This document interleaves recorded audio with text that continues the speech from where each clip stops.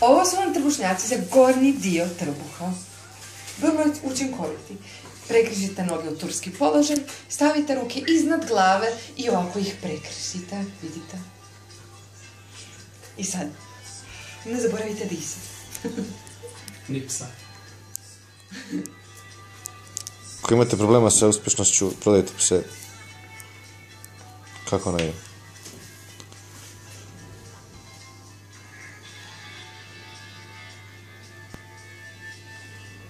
Joj, vidi kako sladak pas.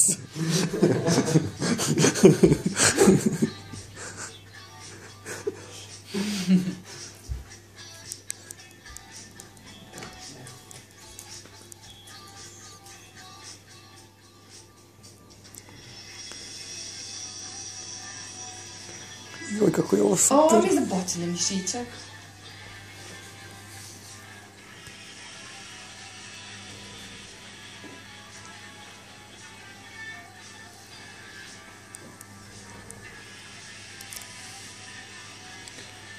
Neću više, dobro, prestani.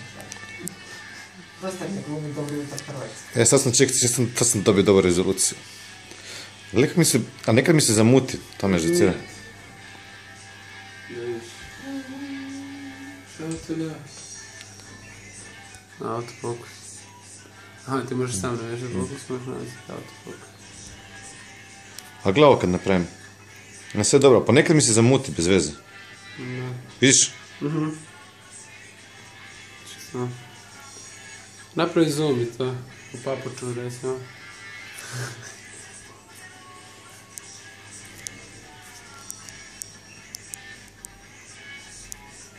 Nemam onaj lijepi zoom, onaj, kao...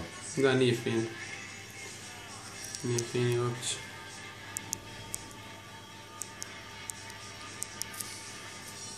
Moraš ovako. Aha, tak mogu, da. Ali moraš prvo stisnut bar jedno, sad.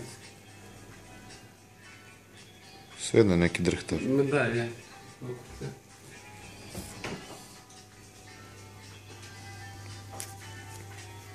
Čega?